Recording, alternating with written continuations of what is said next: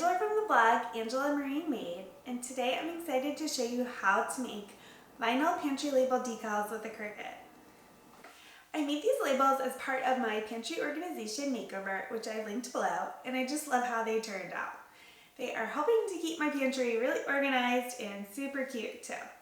Vinyl decals are perfect for pantry labels because they're waterproof and they're easily removable, and you can also easily change the size of them for all your different pantry items. For these pantry labels, I used Oracle 631 vinyl, which is what I had on hand, but you can also use Oracle 651, which is a more permanent vinyl, but either one works, and Oracle is a really high quality vinyl. I've linked the Oracle 631 vinyl in white that I used below, and I've also linked below the full tutorial on how to make these pantry label decals with a Cricut. For this project, I've created a free pantry labels SVG file that you can use to make your own pantry labels, and I will show you where you can get this file for free in my free printable library, which is linked below. Alright, let's get started with these pantry labels. Begin by gathering all the supplies that you will need. You're going to need a 12 by 12 sheet of vinyl on your Cricut cutting mat, a Cricut cutting machine, masking tape, a vinyl weeding tool, a razor cutter blade, a vinyl squeegee, a ruler, scissors, and transfer tape.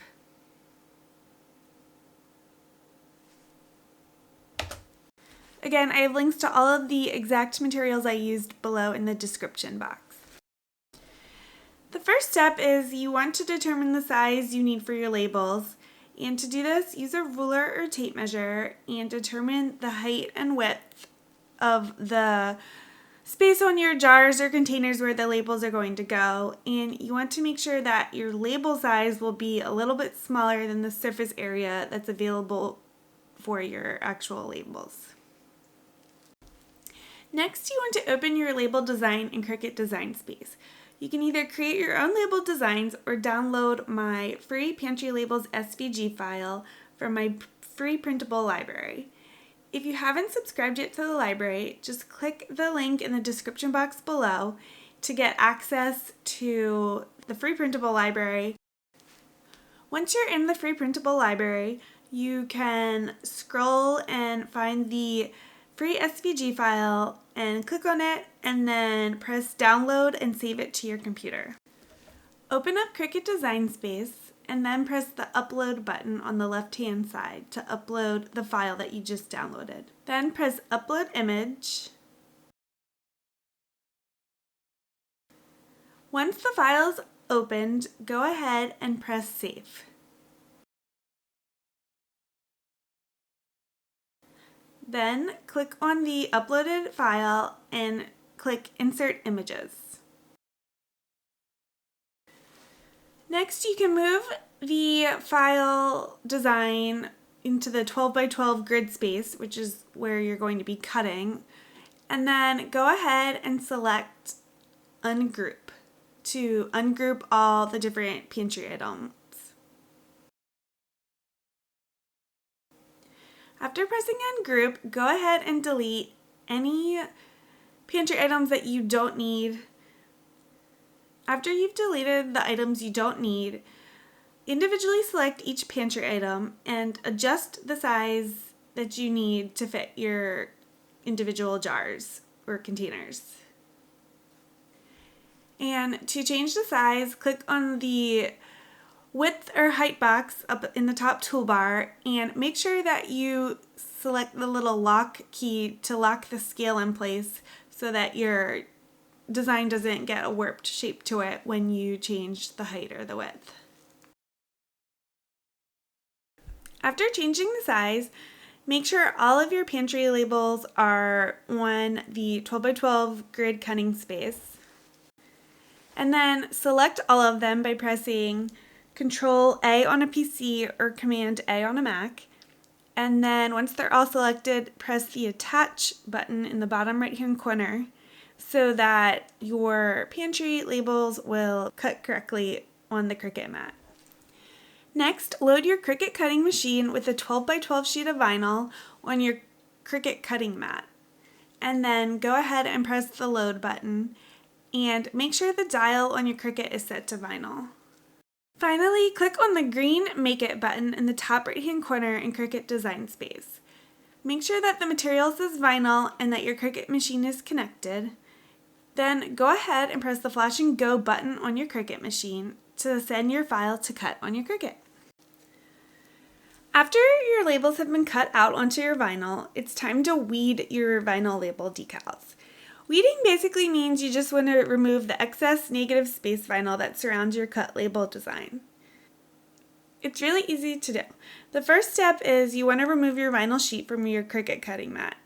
And then use a vinyl weeding tool and pull back the corner of the vinyl and slowly peel the extra vinyl away at a 45-degree angle.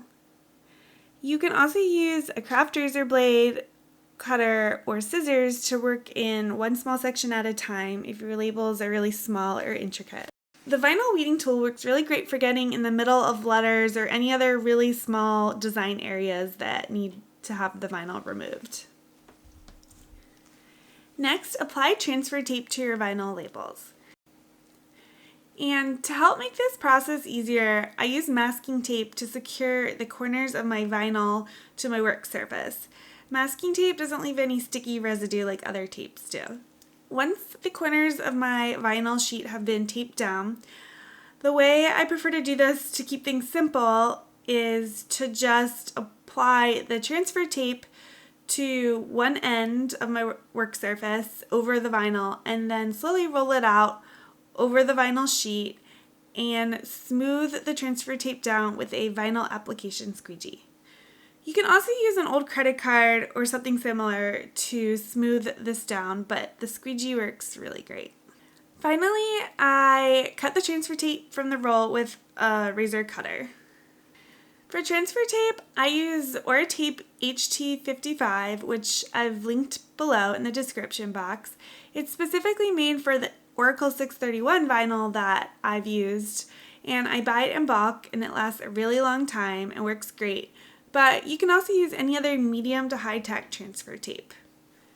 After applying the transfer tape, go ahead and cut the labels out.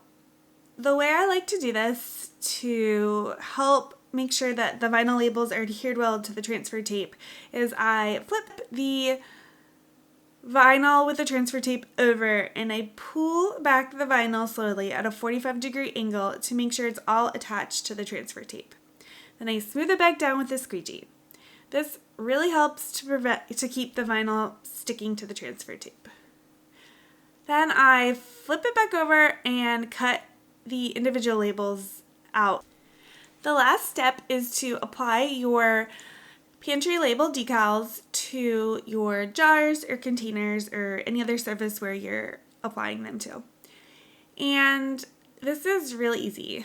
You just pull back from the corner of the transfer tape, and again, make sure your vinyl label is adhered to your transfer tape, and then just go ahead and place it where you want on your jar or container, and then rub down over the transfer tape with your squeegee to make sure that the vinyl label is secured to your jar or container.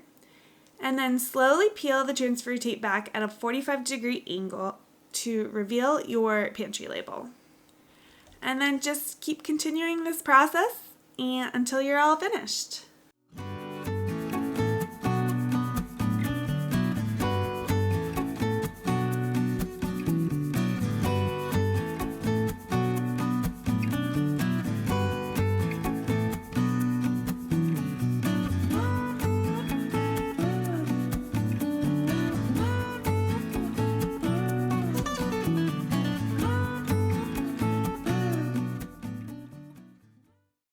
What do you think of these vinyl pantry label decals?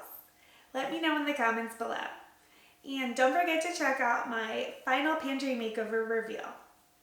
Thank you so much for stopping by, and please subscribe to my channel for more fun tutorials.